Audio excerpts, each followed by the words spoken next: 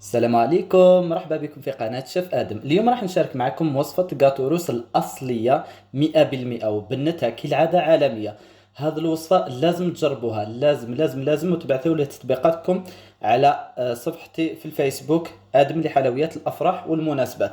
هذا الجاتو تقطع كمية بزاف وبمكونات بسيطة خلاص، وتقدروا ديروها ما من العراس الحفلات، يعني تصلح لأي مناسبة. راح نسيلو ماكسيموم، راح نمد لكم كامل الاسرة باش تنجح لكم هذه الوصفة. وراح نسيي تاني نمد لكم خطوات تاع العمل. راح كما نقولوا راح يكون شوية الفيديو طويل، لكن رايحين تستفادوا بإذن الله تعالى. ما تنسوش تحطوا لي ابوني وتعلقوا لي هكذا باه تشجعوني نكمل. بركا راح نبداو بالمقادير اللي هي كما قلت لكم بسيطة جدا. فوالا، عندنا 125 غرام تاع الزبده ولا تاع لا مارغرين. تحبوا تستعملوا 500 غرام ولا تحبوا تستعملوا 75 غرام ولا تحبوا تستعملوا 250 غرام، على حساب كيما نقولوا الكميه اللي حبيتوها عفوا تاع غاتوروس. فوالا، انا راح نستعمل 125 غرام. عندنا بيكربونات. هذا كيما نقولوا الرسمي تاع غاتوروس هو البيكربونات، او يدير 1000 فرنك برك. عندنا 4 كيسان تاع فرينة يكونوا مغربلين. عندنا كأس تاع سكر عادي. عندنا كأس تاع عسل. وعندنا 3 بيضات فقط، 3.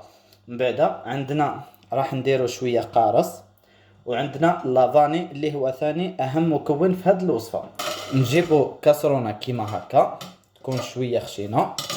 نحطو هذيك الزبدة تاعنا، نزيدو نحطو معاها السكر تاعنا.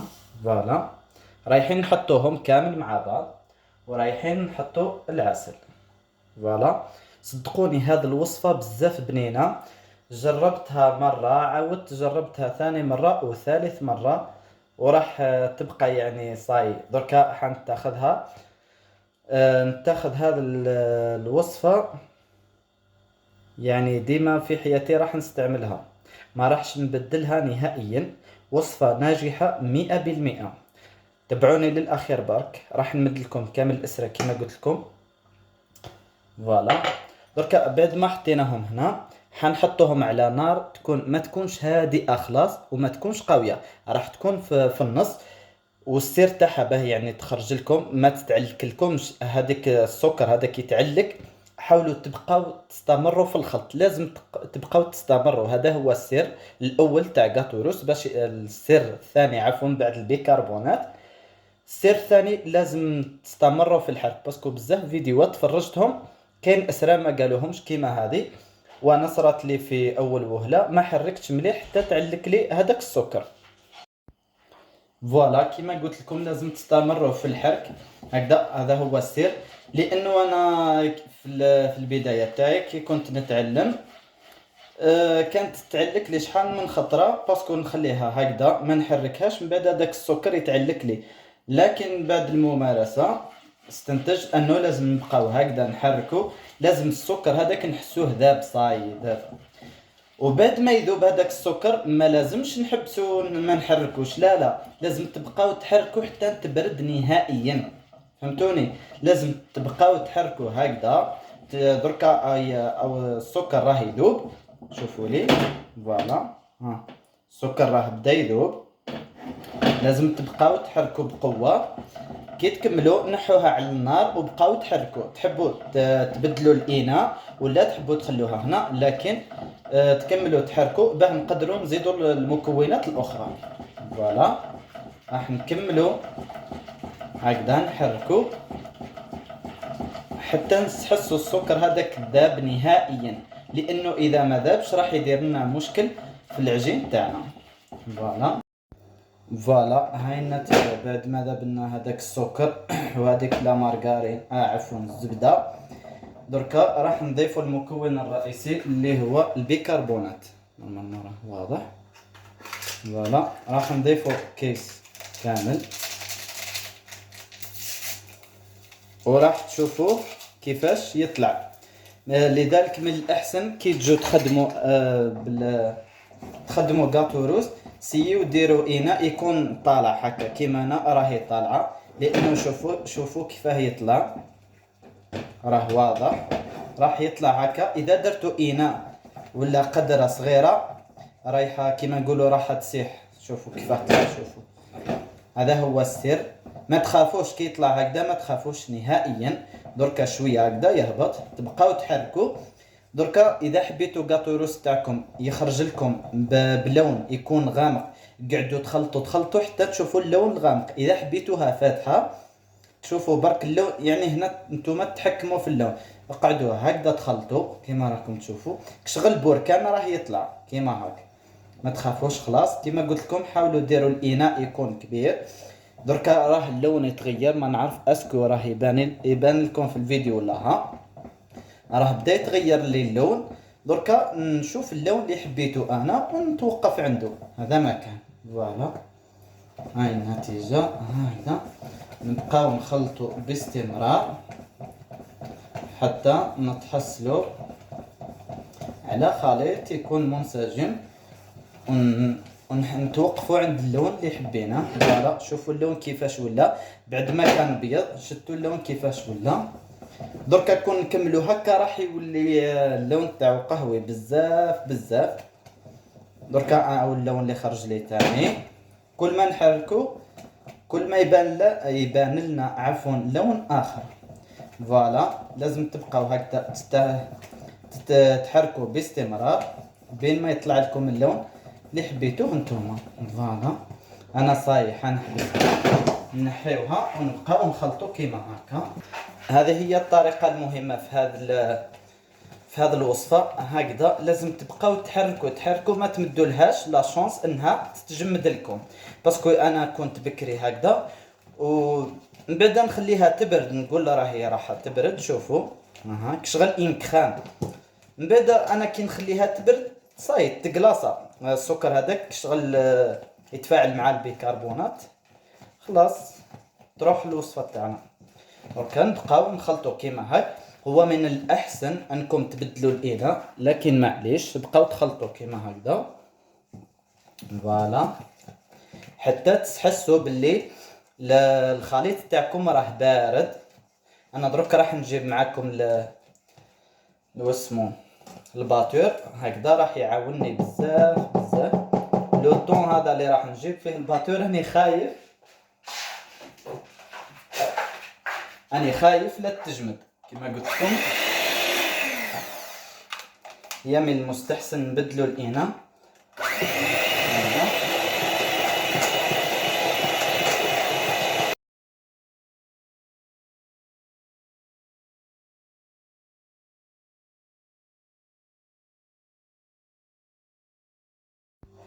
دركا راح نزيدو الرشه تاع القارص برك باه يكون فيها لوغو تاع السيترون.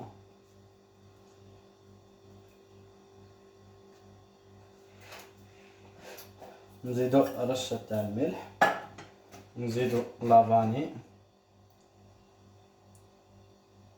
مغرف صغيره برك، ونزيدو البيض. راح نزيدوه على دفعات. فوالا نزيدو البيضه الاولى. فوالا هاو الخليط تاعنا كيف خرج سائل خلاص. دركا راح نضيفو الفرينه. في الفرينه كما قلت لكم حندير 4 كيسان، وانتم على حساب الفرينه تاعكم قادر 4 قادر 3 قادر 5. وللامانه برك راني درت 4 بيضات ما درتش 3 هكذا باه تجيني بزاف خفيفه. نتوما تحبوا ديروا 3 تحبوا ديروا 4. وثاني بالنسبه للحلاوه اذا حبيتوا تجي حلوه كما درتها انا ديروا كاس تاع سكر كاس تاع عسل. اذا ما حبيتوهاش حلوه ديروا نص كاس تاع عسل ونص كاس تاع سكر. واذا درتوها ثاني كاس تاع عسل وكاس تاع سكر راهي تغبنكم غير شويه برك كي تجو تخلطوا. باسكو علاه السكر والعسل راهم اكثر من لا مارغارين، فهمتوني؟ كي نجمعوا السكر والعسل الكميه تاعهم اكبر من المارغرين. لهذا راح تحاول تعلك لنا كون ما نبقاوش نخلطوا ليه راح تتعلك.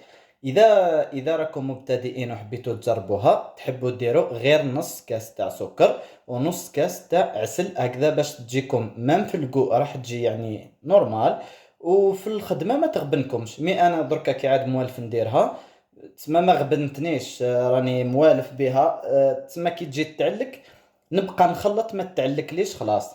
فهمتوني؟ نورمالمون راه كلش واضح. واللي ما فهمش اي حاجه يخلي لي برك في الكومنتار، واللي ما دارش ابوني تروح دير ابوني وتفرج كامل لي فيديو اللي حطيتهم، وما تنسوش تدعموني هكذا باه نكمل نحط لكم الوصفات. دركا راح نبدا نحط الفارينه وراح نخلط غير بهذا، نورمالمون راه كلش واضح. فوالا هكذا ونخلط غير بالشوي.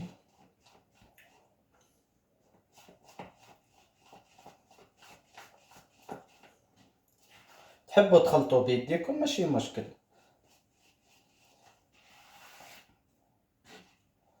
صدقوني يعني نهار تجربوا هاد الحلوى رايحين تستغناو على بزاف حلويات كنتو ديروهم من قبل بالك مكلفة. هاد الحلوى مامبا تسقام لكم 100,000 ولا 80,000 تقريبا، 100,000 على حسب يعني السعر تاع الصوالح اللي رايحين تستعملوهم، يعني مش مكلفة بزاف بزاف. فوالا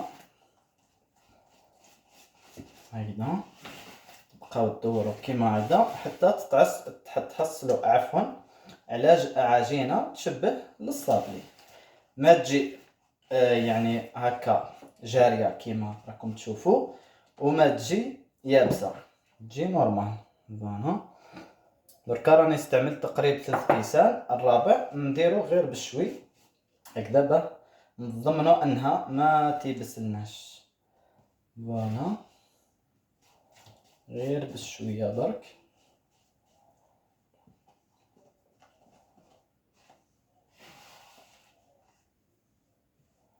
دركا راح نكمل معكم طريقة العمل وراح نفهمكم كيفاش تقسموا هاد لاباط. فوالا بعد ما كملنا دركا هام الحبات تاعنا هامليك، هاي كيفاش الشكل تاعهم. فوالا راني شكلت 8 كوريات كيما هكا، راني وزنت العجينة وكل من بعد قسمت على 8، 7 حنديرهم طبقات والثامنة راح كيما نقولوها نحطوها من الفوق، كيما نرشوها من الفوق. فوالا ها خرجت لي 8، والبلا اللي راح نحط عليه 40 على 30. فوالا هم حطيت 8. دركا نغطوهم كيما هكذا، نجيبو البلا تاعنا نحطوه جانبا، ونجيبو بابي كويسون، نجيبو الاولى نحطوها كيما راكم تشوفوا هكذا، نجيبو بابي كويسون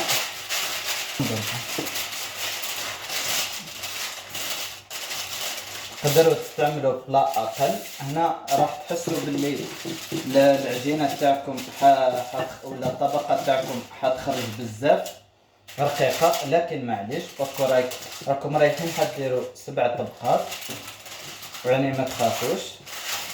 فوالا مام تبان لكم بزاف رقيقه نورمال. فوالا ضربوها كيما هكا. فوالا دركا رانا كملنا، راح نجيبو البلا تاعنا نقلبوه كيما هكا ونهزوها فاسيلمون كيما هكا. راني نخدم كلش قدامكم هكذا باه تفهموا. فوالا ونحيو هذا الكارت الفوقاني، شوفوا لي لا انا تكشرت شوي مي معليش ماشي حاجه كبيره. فوالا شوفوا، فوالا هاي النتيجه النهائيه. شوفوا برك كيفاش راهي رقيقه خلاص. دركا كي نحطوها في الكويزينير رايحه تنفخ غير شويه برك. هي كيما قلت لكم راح نديروا 7 طبقات يعني لا باس، مام سيكو راهي رقيقه هكا راح تنفخ معاكم. واش هو ما نخلوهاش كيما هكا، لازم نثقبوها بالفرشيط كيما هكا.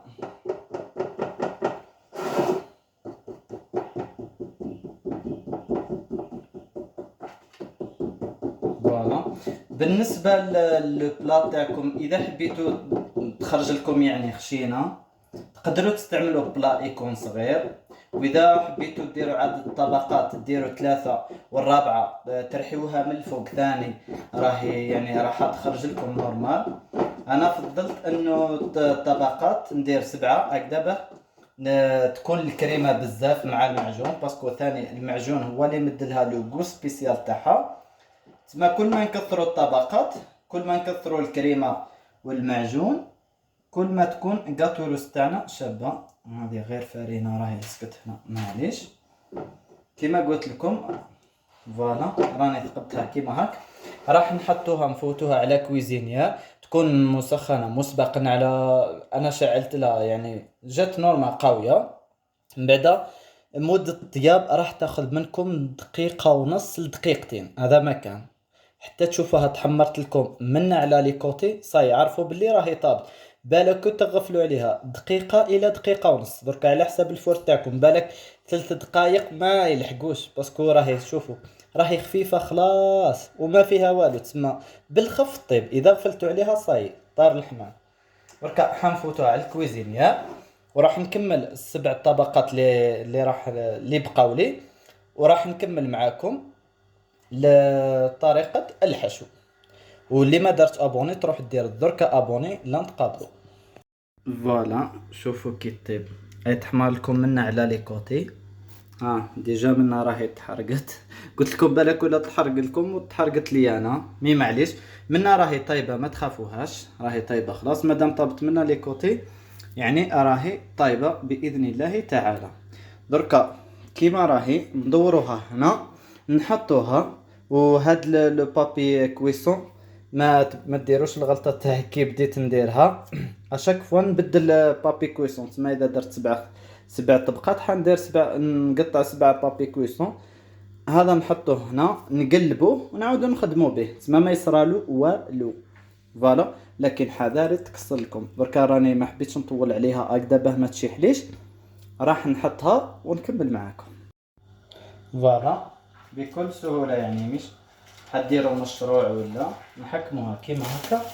اوف ما تخافوش ممسكو تكسرت لكم شويه عاديه ما تخافوش باسكو رايحين نديروا الوسمي رايحين نديروا لها المعجون والكريمه ما ديرش الوسمي. فوالا نحاول رايحين نديروها طبقات يعني ممسكو تكسرت نورمال ماشي حاجه. كاين اللي تكسر لهم فتات كاع ويكملوا يخدموا بها نورمال. نحي هذا بشوي برك حبيت برك باه نحافظ عليها. بالنسبه للحشو كاين اللي يحشيها درك شوفوا هاو تنحى معايا لكن ما تخافوش خلاص كي عاد راهي سخونه هاد الطبقه.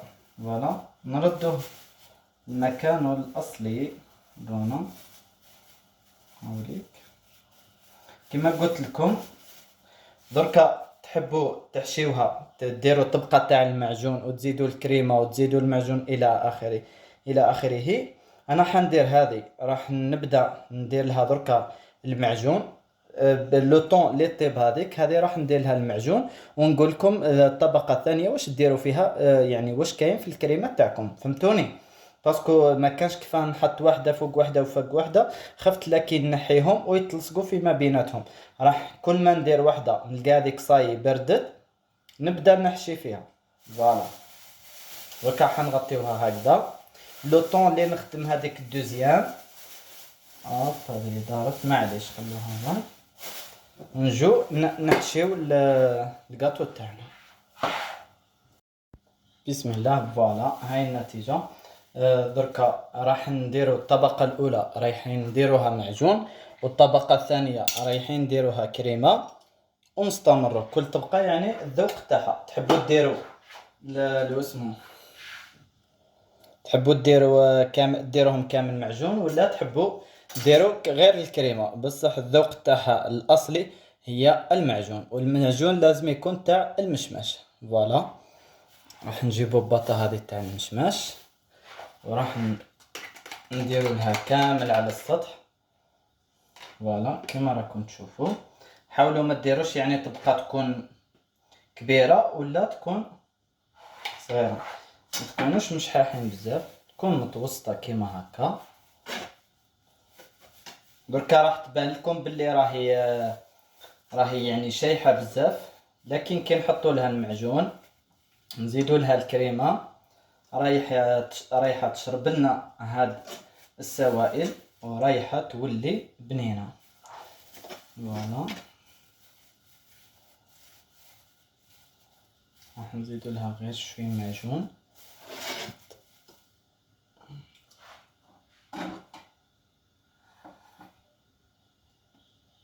هكذا. بالنسبه للمعجون راح تاخذ منكم باطا تاع كيلو ونص هكذا تقريبا، ولا زوج بايط باسكو نسيت هكذا. مام الحواف نديروهم، الحواف تحبوا تقطعوهم دركا ولا حتى تكملوا تجو تقسموها ولا تقطعوها وتنحيو الحواف. انا نشتي نخليها حتى تشرب بيان المعجون والكريمه تكون واجده هذاك الوقت. هادوك لي كوتي يكونوا بزاف بنان. فوالا ندير عليها كيما هكا بسباتول ولا بالمغرف هكذا. نزيدو لها غير شويه برك منها. انا قلت لكم مامسي كنت كسرت لكم عادي، يعني ما تقلقوش خلاص. فوالا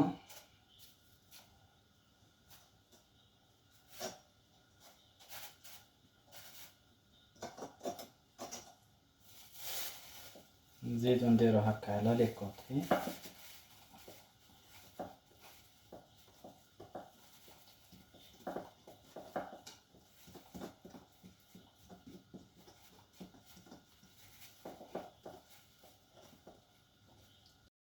بسم الله. فوالا بعد ما كملنا الطبقه الاخيره عاملك طبقه تاع معجون، طبقه تاع كريمه، طبقه تاع معجون.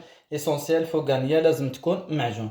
درك اخي قلت لكم رانا خدمنا وحده تما خليناها الثامنه هذيك كي طيبناها. درك رحيناها كيما راكم تشوفوا هكذايا.